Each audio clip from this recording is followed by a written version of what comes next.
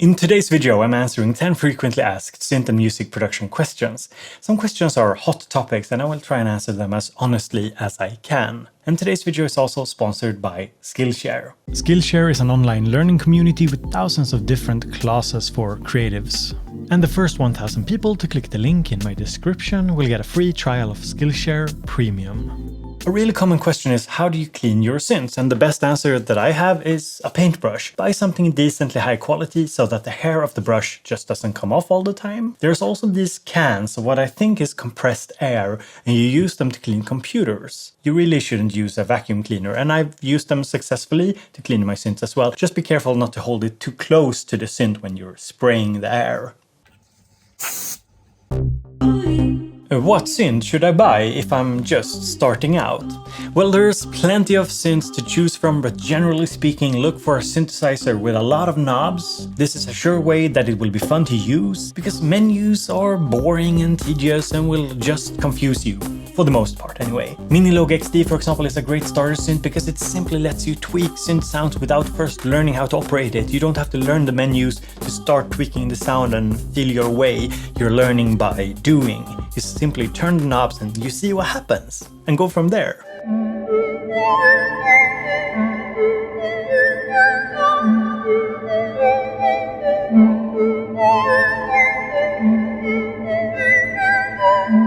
You should also look for a synth that is polyphonic, that lets you play more than one note at a time, because that's more versatile. You generally want to be able to play chords and do pads and stuff, instead of being stuck just playing lead and bass line sounds.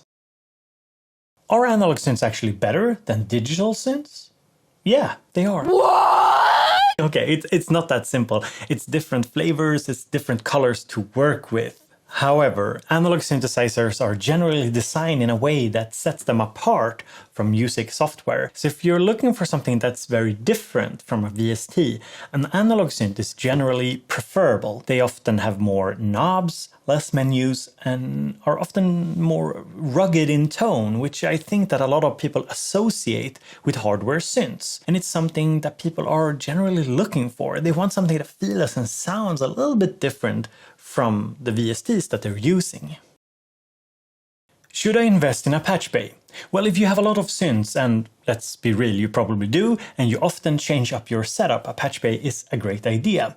This will save the audio inputs and outputs of your mixer or audio interface from wear and tear, and it will make rearranging a lot quicker. You basically hook up the inputs and possibly even outputs of your mixer, audio interface, or recording device to the patch bay. And then you hook up the synths to the patch bay directly. It takes a bit of planning, can be a little annoying to plan it out, but it's definitely worth the time investment, and it often makes cable management a lot easier too. Are there bad synthesizers? Well, there's definitely a public perception that some synths are bad. However, people are generally wrong about this, and there are actually few bad synthesizers. There are, however, very bad investments. Not every synth is for everyone. Where software is often more flexible, a hardware synth is an instrument. And two synths can be very different and serve very different roles. So what's good for someone, for you, can be bad for somebody else, like me. Electron synths, for example, require quite a lot of learning and menu diving, but once you learn them, they are incredibly fast and inspiring devices. A Minilogue XD or Cobalt 8 is the polar opposite. It doesn't offer the same depth, but it's way faster to get to know. And in terms of sound, there's a huge variation. So some synths are very digital, kind of harsh, brittle, and some synths are very warm and fuzzy, analog sounding, but that doesn't really make them good or bad. It's just different instruments that suit different needs. I mean, imagine an orchestra. Not every instrument in an orchestra needs to be big and boomy. There's room for subtlety too. Should I buy synthesizer X or synthesizer Y? These questions come up all the time, and while I think it's fine to ask for help, there are two simple questions you need to ask yourself when you're looking into a new synth. Number one, will either piece of equipment help me achieve something? Is it useful? Two, am I comparing two comparable synthesizers? I often find that people asking the question have not reflected enough on whether or not the new tool is actually needed, and if the tools that they're comparing are comparable. Let me give you an example here. WaveState and Argon 8 was one such comparison that people were making recently. All the time, I had tons of comments about it, and they're nothing alike. Besides that, both are digital and they make the sounds beep beep beep. In practice, however, they are two totally different synthesizers, regardless of how it feels or can be perceived. The problem is that people look at tech in a very reductionistic way. Just because the Minilogue XD is an analog synthesizer and the Cobalt 8 is a digital one doesn't make it wrong to compare the two. They are actually very similarly priced, aim to deliver an analog sound, and are both about the same physical size and offer a lot of hands-on control. They are quite similar in many ways. Whereas the Argon 8 and Wavestate operate quite differently. Playing with them, they're just very different instruments. And the sounds that you're achieving with either isn't really that comparable either.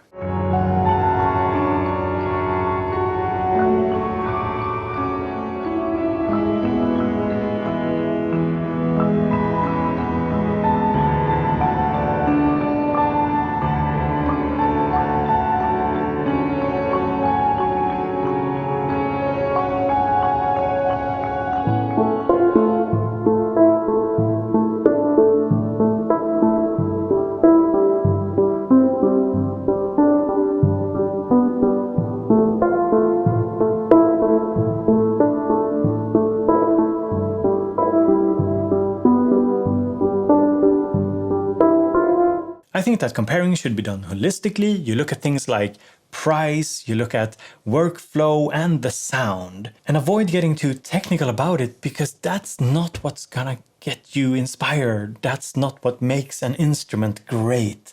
Some small technical detail. So look at the big picture and try and compare things that are similar in some way.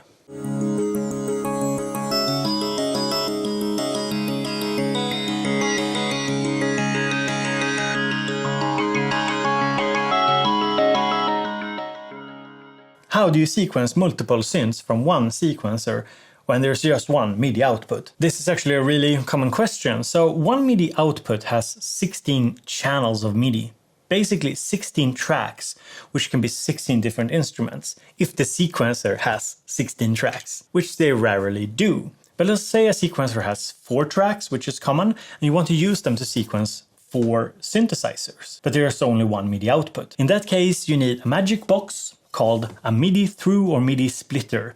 It looks like this, and it takes one MIDI signal and it splits it into multiple ones. So you put in one MIDI cable here into the sequencer, and then you take other MIDI cables and you hook them up, multiple ones.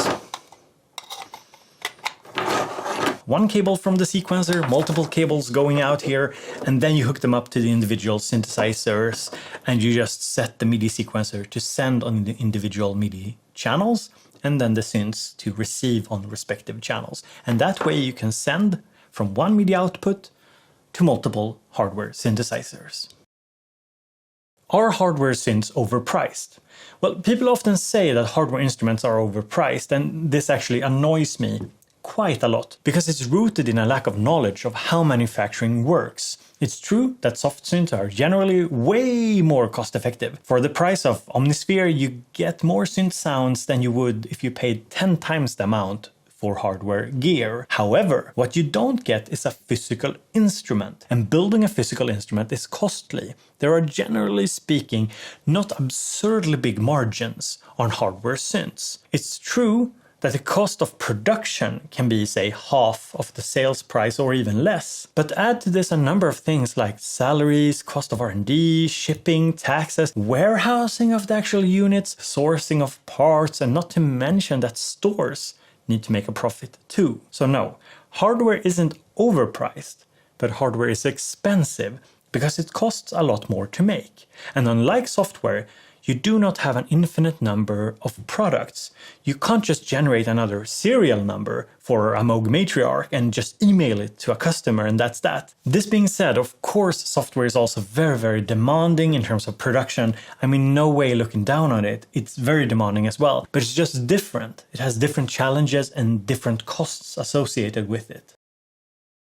How do you go from loops or synth jams that you've created on your hardware synth setup to a full song?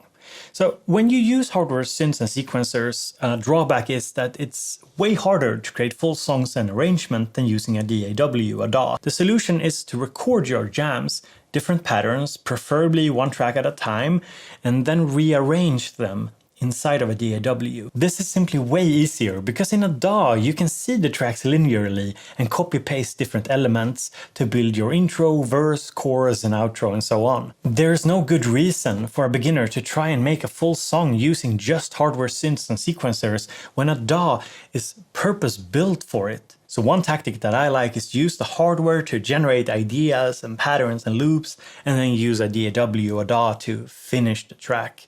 So that's something I recommend. Oh, and while we're talking about finishing your music, let me segue smoothly into courses about finishing stuff. So today's video is sponsored by Skillshare, and they have a really cool class for you, how to compose ambient music.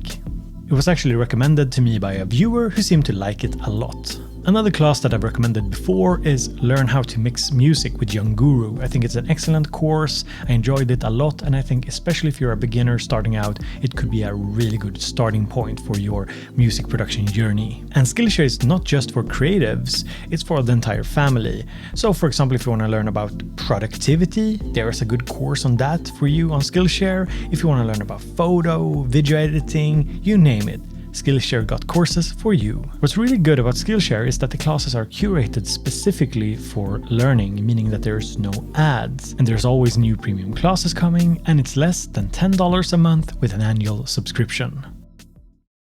Do people who spend a fortune on Eurorack actually make music with it, or are they just taking Instagram pictures? Eurorack is a somewhat controversial topic. It's expensive, it's complicated, and there's absolutely people who spend a lot of money on it that are just hobbyists that don't make a lot of music.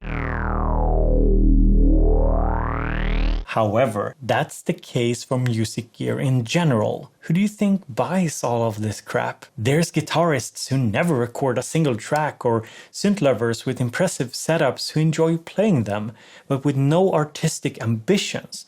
And that is fine. Most people don't play golf to be pro, which also goes for less snobby hobbies like, for example, I don't know, boxing. I used to box, but never dreamed of competing. A lot of people in the music scene are very judgmental, and it really is an annoying form of purity testing to ask people how much music they make. You realize that many big artists don't release that much music, right? Some go years without releasing something, and while it's tempting to mock people as gear hoarders, it's not really a good critique of consumerism.